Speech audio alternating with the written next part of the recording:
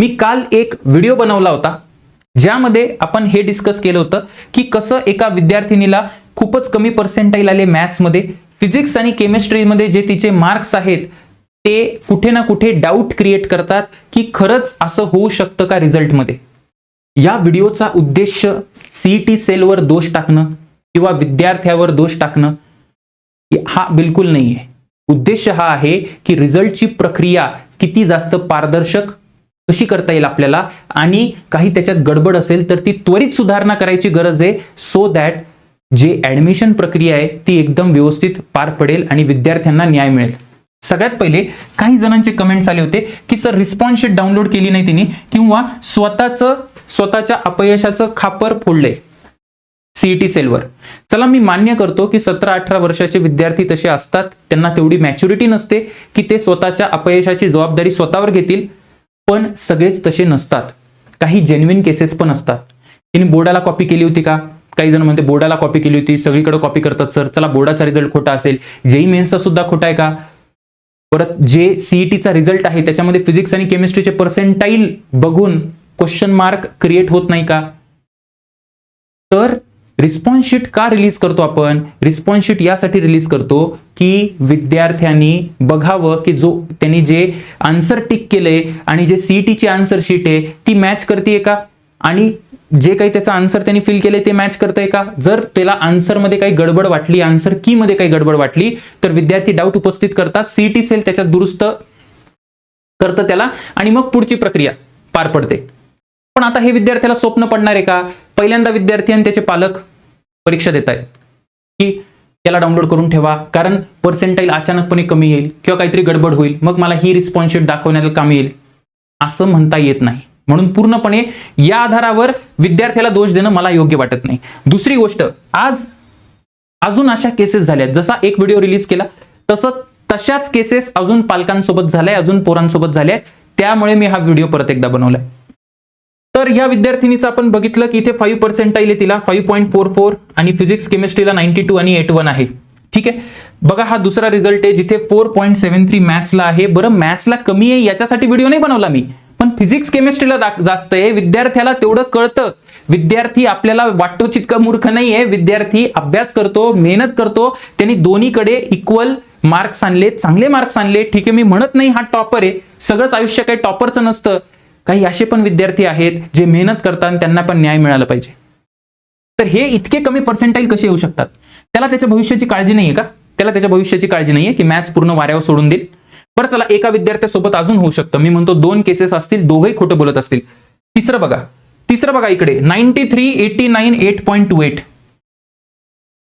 या विद्यार्थ्याच्या आईशी मी बोललो, हा जो मागचा विद्यार्थी होता त्याच्या आईशी मी बोललो, तर त्यांना जास्त लिहिता वाचता येत नाही, म्हणून ते सीईटी सेल, त्यांचा हेल्पलाईन नंबर, त्यांचं तिकीट रेस कसं करायचं किंवा ते मेल कसा टाईप करायचा तेवढं त्यांना माहिती नाही. त्यांना एवढं माहिती होतं की सर आम्ही आमच्या लेकराला अभ्यास करताना बघितलं होतं आणि त्याला मॅथ्सचा पेपर चांगला गेला होता, पण इतके कमी पर्सेंटाईल का बरं आले हे आम्हाला पण कळत नाही. त्यांना पर्सेंटाईल तेवढं काही माहिती नाही, आणि विद्यार्थी 2 दिवसापासून ते पोरगं जेवलं नाही. या जेन्युइन केसेस आहेत असा माझा स्वतःचा विश्वास आहे. आणि जर मी मान्य करतो, चला आपण असं कन्सिडर करू की हे सगळे फ्रॉड आहेत, मग सीईटी सेलनी जे खरंय ते समोर आणावं ना. नंबर लागतो का सीईटी सेलचा? नंबर लागतो का? आपण ट्राय करून बघू, लाईव्ह मध्ये ट्राय करून बघू. तर हा टोल फ्री नंबर आहे बघा, हा टोल फ्री नंबर आहे जो मी डायल करतोय.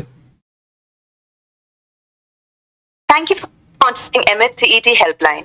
We are currently assisting other. Your call is now first in line and will be answered by the next available representative. The estimated hold time is currently 55 seconds. Callers, for faster service, please raise a help desk ticket at cetcell.mahacet.org. Thank you for contacting MHCET helpline. We are currently assisting other callers. For faster service, please raise a help desk उचलत नाही बिलकुल. ticket at cetcell.mahacet.org. Thank you for contacting MHCET helpline. We are currently assisting other callers. For faster service, please raise a help desk ticket at cetcell.mahacet. Your call is now first in line. पहिला and call will be आहे answered by the next available representative. दुसरा The representative estimated लगेच hold time is currently 15 seconds. 15 second मध्ये उचलणार आहे call. You have exceeded the waiting limit for this queue. Please try your call again in a few moments. Call cut झालाय माझा. एक हात इकडे एक हात इकडे. काय बोलले की तुम्ही वेटिंग टाइम एक्सीड केलाय. वेटिंग टाइम काय, समोरच आहे जे रेकॉर्ड झालंय ते. हे तुम्ही करून बघा स्वतः, पण काही होत नाही. सांगा पालकांनी कुठे जायचं? मराठवाडा, विदर्भ, गडचिरोली, चंद्रपूर तिथल्या पालकांनी गाडी घेऊन कुठे जावं? मुंबईला जावं, सीईटी सेलला, त्याच्यासमोर बसावं आणि त्यांना सांगावं की आमच्या पोरांसोबत असं झालंय. आज टेक्नॉलॉजी आहे, सोशल मीडिया आहे, न्यूज चॅनल आहे, सीईटी सेलनी स्वतः यावं आणि या गोष्टींचं स्पष्टीकरण द्यावं. हा एकच डाऊट आहे का जो विद्यार्थ्यांना आहे? बऱ्याच गोष्टी आहेत. शिफ्टचा प्रॉब्लेम आहे की कुठल्या शिफ्टला जास्त विद्यार्थी होते, कुठल्या शिफ्टला कमी विद्यार्थी होते, मग कमी मार्क्सवर जास्त पर्सेंटाईल आला, काही ठिकाणी जास्त मार्क्सवर कमी पर्सेंटाईल आला. या गोष्टी आपल्याला त्वरित लक्ष घालणं महत्वाचं आहे. टेक्निकल एरर असू दे किंवा कॅल्क्युलेशन एरर असू दे किंवा सिस्टमॅटिक एरर असू दे, काही एरर असू दे, विद्यार्थ्यासोबत अन्याय होता कामा नाही. कारण एकदा जर तो अन्याय झाला अभ्यास करून पण त्याच्या डोक्यात जर हे बसलं तर ते आयुष्यभर बसलेलं राहील. हा खूपच महत्वाचा विषय आहे. म्हणून अशा क्रिटिकल वेळेस जिथे नीट असेल, जेई असेल किंवा सीबीएसई असेल, यांच्यावर प्रश्नचिन्ह उपस्थित होत असताना हा राईट टाइम आहे सीईटी सेलला समोर येऊन या सगळ्या प्रश्नांना निकाली लावणं. बरं हे जाऊ द्या. हे असे बघा, हे अजून पर्सेंटाईल मी जे तुम्हाला सांगितले, त्याच्यानंतर इकडे 0.95 सांगितलं. एक गोष्ट आहे की जर माझा विषय वीक आहे तर 90, 80, 70 असं होऊ शकतं. एखाद्याला 90 पडले, एखाद्याला 70, एखाद्याला 60, पण डायरेक्ट 0.93. मग हे एकदमच विचित्र आहे. तुम्हाला सांगतो की फक्त फिजिक्सला मॅथ्सला झालंय असं नाही, केमिस्ट्रीला पण असं झालंय. केमिस्ट्रीला पण असं झालंय. फिजिक्सची पण एका विद्यार्थ्याची मार्कशीट आहे, ती मला सापडत नाहीये, पण फिजिक्सला पण असं झालंय. म्हणजे मॅथ्स असो, मॅथ्सच्या जास्त केसेस आल्यात, फिजिक्स केमिस्ट्रीच्या पण आल्यात. तुमच्या आल्या असतील ना केसेस तर कमेंट करा खाली. तुम्हाला बोलावं लागेल. इथे कोणाला दोष देऊन पॉइंट नाहीये. आपल्याला सीईटी सेल पर्यंत पोहोचणं महत्वाचं आहे. एकदा तुमचं काही नाही, आता ही रिझल्टची विंडो संपली, एकदा ऍडमिशन प्रक्रिया पार पडली, तुमची बॅच संपली, पुढची बॅच येणार, तुमचा विषय संपला. पण असं करू नका. आपल्याला एक आतून विश्वास असला पाहिजे सगळ्या विद्यार्थ्यांना की नाही, ज्या संस्थेच्या हातात आमचं भविष्य आहे ना, ती संस्था क्लीन आहे, ट्रान्सपरंट आहे, रिस्पॉन्सिव्ह आहे. त्यालाच एका विकसित देशाची निशाणी म्हणतो. जर आपल्याला भारताला महान करायचं असेल, महाराष्ट्राला महान करायचं असेल, तर शिक्षण व्यवस्थेमध्ये जी संस्था आहे त्यांची जबाबदारी खूप मोठी आहे. आणि मला वाटतं याच्यावर त्वरित रिप्लाय देण्याची सीईटी सेलला गरज आहे. हे सगळा पर्सेंटाईल पॅटर्न कसा काम करतो एकदा मी पालकांसाठी सांगतो. तर पर्सेंटाईल म्हणजे रिलेटिव्ह परफॉर्मन्स असतो, तुलनात्मक ज्याला आपण म्हणतो. तर मला किती मार्क्स पडले हे मॅटर करत नाही, तर माझ्यापेक्षा जास्त आणि माझ्यापेक्षा कमी किती जणांना पडले हे मॅटर करतं. याचा फॉर्म्युला कसा असतो सर? फॉर्म्युला असतो number of candidates appeared in the session with raw score.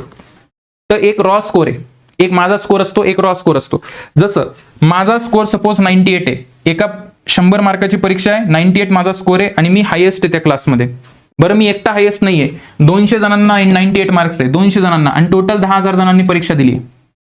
तर हा जो रॉ स्कोर आहे 98 आणि हा जो की माझा स्कोर आहे, तर माझा पर्सेंटाईल कसा कॅल्क्युलेट होतो?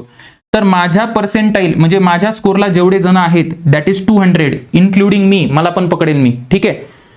ते प्लस जे बाकीचे विद्यार्थी जे माझ्या मागे आहेत ते किती आहेत सर? ते आहे 9,800. या दोघांचं ऍडिशन करायचं, दोघांचं ऍडिशन केलं आलं 10,000. So 10,000 divided by total candidates किती अपियर झाले? 10,000 इंटू 100 करायचं. That is your percentile. म्हणजे किती पर्सेंटाईल आला इथे माझा? 100 आला. म्हणजे जर मला जास्त मार्क पडले सगळ्यात जास्त तर मला 100 पर्सेंटाईल मिळतो बस, है ना. तुम्ही असं पकडू शकता की जेवढ्या जास्त जणांना मी मागे टाकेल तेवढा जास्त माझा पर्सेंटाईल असेल. माझ्या खाली जेवढे विद्यार्थी असतील तेवढा जास्त माझा पर्सेंटाईल असेल, माझ्या वरती जेवढे विद्यार्थी असेल तेवढा कमी माझा पर्सेंटाईल असेल. ठीक आहे. आता बघा ज्या विद्यार्थ्यांबरोबर काय गोष्ट झाली आहे की ज्याला 90 पर्सेंटाईल पडले तर त्यांनी 30,000 पैकी किती जणांना मागे टाकलं? तर 90 पर्सेंटाईल म्हणजे 90 इंटू 30,000 म्हणजे जवळजवळ मी म्हणू शकतो रफली 27,000 जणांना त्यांनी मागे टाकलं. जवळजवळ 27,000 जणांना 30 पैकी. एका विषयात असं झालं, पण दुसऱ्या विषयात काय झालं? दुसऱ्या विषयात पण जवळजवळ 27,000 ना एका विषयात सपोज त्यांनी 25,000 जणांना मागे टाकलं. असं झाले. है ना, 90 आहे, 92 आहे. आणि जो तिसरा विषय आहे, तिसऱ्या विषयात त्यांनी फक्त 1500 जणांना मागे टाकले. म्हणजे हे विद्यार्थी अचानकपणे इतके हुशार झाले, 20-25 हजार विद्यार्थी त्या तिसऱ्या विषयामध्ये, किंवा हा जो विद्यार्थी त्या एका विषयामध्ये इतका बधीर झाला की याचा रँक इतका मागे गेला, किंवा आता याचा रँक जो आहे 28,500 आला, जेव्हा की इथे 3000 रँक होता. 3000 पासून डायरेक्ट 28,500. तर हे कुठेच लॉजिकली पटण्यासारखं नाहीये. तरी मी असं अज्युम करतो की काहीतरी बाबा याच्यात काय म्हणतात त्याला, सीईटी सेलचा काही फॉर्म्युला असेल किंवा काही गोष्टी असतील, तर कृपा करून त्यांनी यावं. युट्यूबचा वापर करा, न्यूज चॅनलचा वापर करा, है ना, आणि इंस्टाग्राम आहे, जे व्हॉट्सअप आहे, जिचा वापर करता येईल त्याचा वापर करा. हे मुद्दे घ्या आणि एकदा विद्यार्थ्यांना क्लिअर करून टाका, सो दॅट ते एका विश्वासाने ऍडमिशन घेऊ शकतील. जी त्यांची पुढची प्रक्रिया आहे ती व्यवस्थित पद्धतीने पार पाडेल. ठीक आहे. आता मी सगळ्यांना एक विनंती करेन की हा जो व्हिडिओ आहे ना, हा व्हिडिओ सीईटी सेल पर्यंत पोहोचला पाहिजे. ठीक आहे.